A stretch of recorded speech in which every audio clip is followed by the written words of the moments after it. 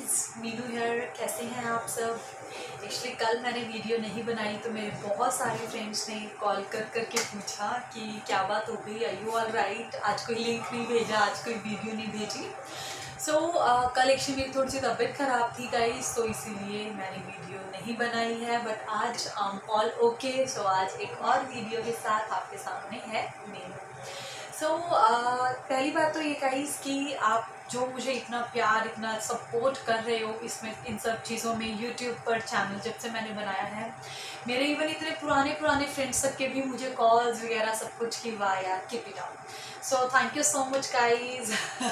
Thank you so much for your love and support. आज का जो मेरा टॉपिक है वो है बेबीज़ के ऊपर। ये मेल के लिए भी है एंड फीमेल के लिए भी है। ये मेनली पेरेंट्स के लिए है जो भी अपने बेबी को रैश फ्री रखना चाहते हैं, वो इसे देख सकते हैं। मेनली क्या होता है कि आजकल की इतनी भागदौड़ भरी दुनिया में हमारे पास इतना टाइम नहीं रहता है कि अगर बेबी बार बार सुसु पॉटी वगैरह कुछ कर रहा है तो हम बार बार उसका पैंटीज चेंज करते रहे, है ना।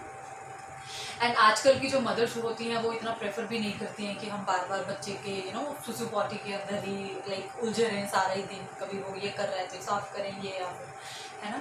तो वो प्रेफर क्या करती हैं कि चलो बेबी को डाइपर लगा दिया, ठीक है। डाइपर लगाने से वो तो चलो थोड़ा सा फ्री हो जाती हैं कि हाँ चलो अब डाइपर लगा के सुसु पॉटी करेगा तो हम चेंज कर देंगे इसको, ठीक है।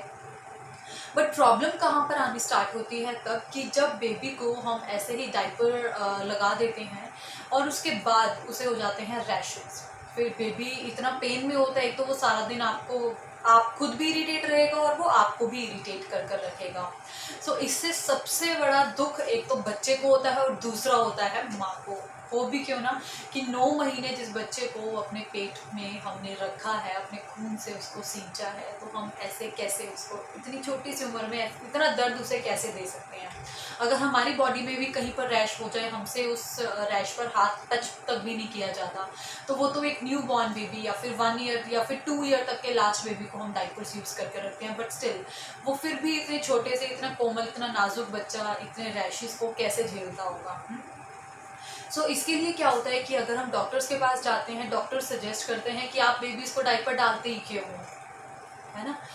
मेनली 110% डॉक्टर्स यही आपको बोलेंगे कि आप डाइपर्स बच्चों को लगाते ही क्यों हो, ठीक है। पेरेंट्स क्या करते हैं, फिर वो डाइपर्स लगाना बंद कर देते हैं, लेकिन जो बच्चे ने अपना काम करना है, सुसु पॉटी करना है, वो तो वो बंद नहीं करेंगे, ठीक है। होता क्या है कि कई बार हम भी किसी काम में बिजी रह जाते हैं, तो अगर बेबी सुसु कर रहा है या फिर वो पॉटी कर रहा है, तो फिर अगर उनको इंस्टेंट क्लीन ना कर पाए हम, तो उससे होती है प्रॉब्लम स्टार्ट। एक तो फिर बैक्टीरियल इन्फेक्शन बंदे के अंदर ही अंदर उन बच्चों के अंदर पलने लगती हैं। दूसरा ये होता है कि उन बच्चों को ठंड चढ़ जाती है कि अगर रात को भी हम बेबीज़ को बिना डाइपर के ही सुला रहे हैं, तो रात को हम भी नींद में होते हैं और हमें नहीं पता चलता कि बेबी ने कब सुसु कर दिया है, ठीक है। तो फिर वो अगर गीले में ही पड़ा रहेगा, उसके बाद वो बीमार हो जाएगा, उसको सर्दी लग जाएगी, उसको जुकाम बुखार वगैरह ये सब होने के चांसेस हैं। गाइज, ये मेरा प्रैक्टिकली एक्सपीरियंस है। एक्चुअली मेरा बेबी भी अभी 14 मंथ्स का हुआ है।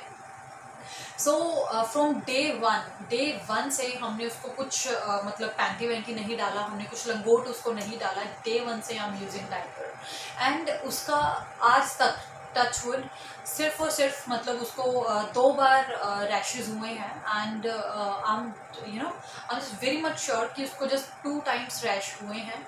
एंड उस रैशेज मतलब उसकी हालत देखकर मैं literally I was quite bewildered कि यार ये क्या हो गया बच्चे के साथ, ठीक है। इतना बुरा रैश हुआ उसे, और वो हुआ सिर्फ और सिर्फ हमारी लापरवाही की वजह से।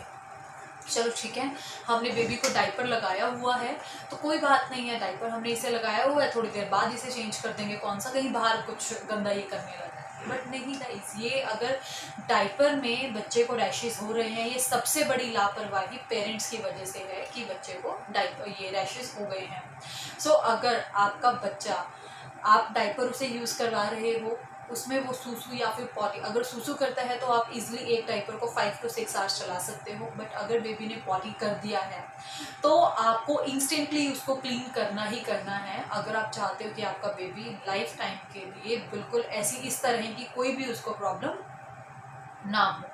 ठीक है, क्योंकि क्या होता है कि इस एज में अगर हम उसको रैशेस जैसी प्रॉब्लम से लड़ने के लिए छोड़ देते हैं तो बाद में वो जो सी एरिया होता है वो ऐसे ही ऐसे ही उसको रहने की आदत पड़ जाती है उस एरिया को, तो वो आगे जाकर वो बिल्कुल नीट एंड क्लीन नहीं रह पाता।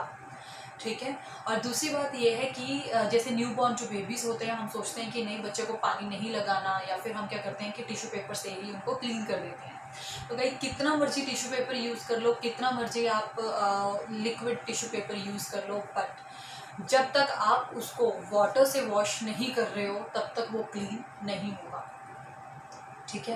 दूसरी बात यह है कि अगर आप ये चाहते हो कि आपको घर में ही कुछ ऐसा मैं इलाज बताऊं जो आप जस्ट बेबी को एक बार लगाओ और रैशेस का, तो मेरे पास वो भी एक रामबाण इलाज है। दूसरी बात यह है कि कई बार ऐसा होता है कि जो पेरेंट्स होते हैं वो घर की चीज़ों की ये सब कुछ करने में उनको इतना टाइम नहीं होता है, so usually they prefer just to go to the market and buy some cream for this rashes. तो उसके लिए सबसे बेस्ट होगी गाइस आपके लिए हिमालय बेबी रैशेस क्रीम। ठीक है। इसका जो MRP है वो भी जस्ट 100 रुपीज़ की है, एंड ये 3 मंथ्स चलेगी आप बेबी को अगर रेगुलर भी लगा रहे हो तो। मैं ये नहीं कह रही कि जब बेबी को रैशेज हो रहा है आप उसको तभी लगाओ, अगर आप जस्ट 1 ड्रॉप आप उस क्रीम का लो, आप अच्छे से मसाज कीजिए, उसके साथ आप पाउडर यूज़ कीजिए, एंड उसके बाद आप डायपर लगा सकते हो बेबी को, उससे कभी भी रैशेज नहीं होंगे। बट अगर आप ये कह रहे हो कि यार क्रीम लेने अब बेबी को, हमें इंस्टेंटली पता चला है कि बेबी को रैश हो गया है, उसके बाद हम अब मार्केट भी बंद है, ठीक है, अब हम क्या करें बेबीज़ के लिए, ये बेबी तो इतना पेन में है और हम इसे ऐसे खुला भी सारा दिन नहीं छोड़ सकते क्योंकि फिर हमारा काम बढ़ जाएगा। ठीक है। सो आप क्या कर सकते हो, सिंपली आप जस्ट कोकोनट वाटर लीजिए। ठीक है। और कोकोनट वाटर जो मेनली होता है वो ठंडा होता है। ठीक है। आप जस्ट क्या कहते हैं कॉटन बॉल्स में उसको डिप करके बेबी की 5-6 मिनट्स जस्ट उसे लाइट हैंड से मसाज दीजिए। जैसे ही वो एकदम ड्राई हो जाता है, ठीक है, ड्राई होने के बाद हमने उसे किसी भी गीले कपड़े से वाइप वगैरह नहीं करना है, हमने जस्ट क्या करना है कोकोनट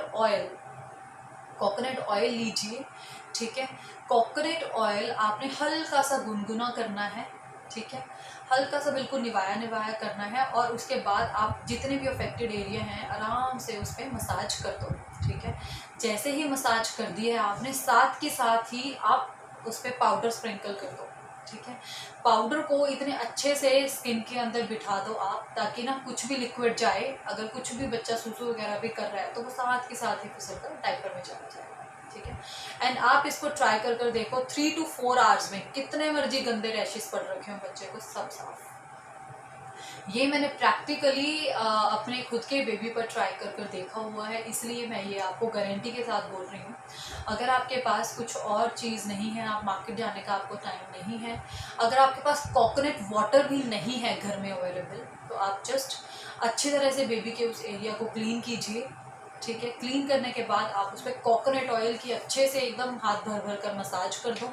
ठीक है।